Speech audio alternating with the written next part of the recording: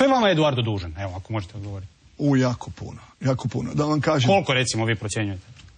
Pa teško mi je to izračunati. Ja sam tražio minimum od 1.000.000 eura, znači samo onoga što imam dokaze pismene da sam ja njemu fizički dao 1.000.000 eura. Znači ja sam 1.000.000 eura dao svog vlastitog novca, ne Dinamovog, ne ničijeg, nego svog vlastitog u njegov razvoj, kad sam ga upoznao u 16. godini, kad je spavao u jednoj od svlačionica povrijeđen. Znači, tražite da vam to vrati?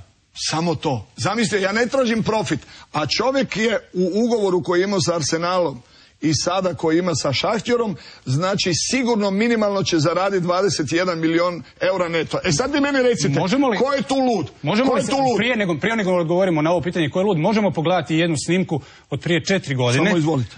Pa ćemo vidjeti ko je lud. Samo izvolite. Ajde da je pustimo.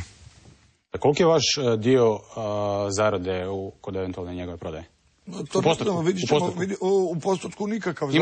Imate ugovor? Ne, zato što je jedino ko ima pravo na Eduarda je nogometni klub Dinama. Ja sam to ukinuo sve, bilo kakve privatne odnose i Eduardo vlasnik je... Ali potpisali ste s njim ugovor? Jesam, ali to dok nisam bio u Dinamo. Sad je to sve nevažeće u korist Dinama. Vlasnik prava na Eduarda i bilo kojeg drugog igrača isključivo nogometni klub Dinama. Što je tu sporno? To, da samo je Dinamo vlasnik na Eduarda, a vi ga sad tražite 1.000.000 eura. Pa vidite, pa ja mislim da sanjam. Zamislite, vi sad ste prikazali emisiju u kojoj sam ja bio kod vas gost, ovdje sada sjedim, pa vi ste ovaj monstrum.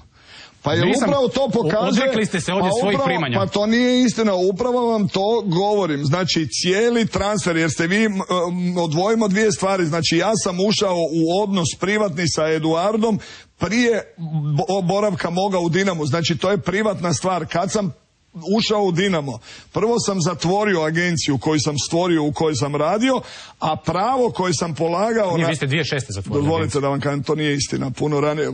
Pa ne možemo tako razgovarati. Vi ste toliko danas objeda razgovarali da je to meni mučno i stvarno je to sreća da ja nisam bezobrazan prema vama. Mamić agencija nije zatvorena 2006. Ma ona je zatvorena puno prije, ona je zatvorena sigurno prije mog dolaska u Dinamo. Ja sam došao u Dinamo 1.1.2003. godine na mjesto izvršnog dopredsjednika, sigurno je prije toga bila zatvorena. A ako nije prije toga bila zatvorena i ako od ovoga što vam ja sve govorim, ja sam spreman vama otplatiti vaš stan koji teško otplaćujete švicarskim kreditima i spreman sam izgraditi 2 staračka doma i otići iz nogometa hrvatskog, kako je jednu riječ ovo što sam danas u studiju... Ali ovdje ste rekli da se odričete svih potraživanja prema Eduardu.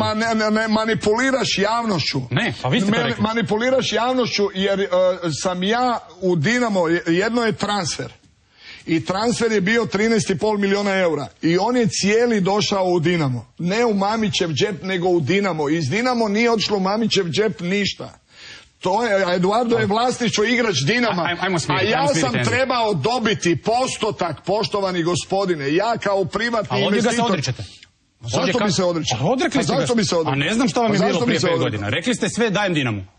Ma ne, krivo pričate, evo, pa ne mogu ja tako kad vi manipulirate, niste vi mene zbunili, vi manipulirate, tako ne možemo razgovarati. A zamislite, imate mene živog u studiju i sebe i imate snimku koju ste pustili sebe i mene u studiju. To je nemoguće kako vi manipulirate. Hoćete da još jednom pustimo, ako je nešto nejasno. Pa možemo 45 puta, ali se sjećam svake riječi.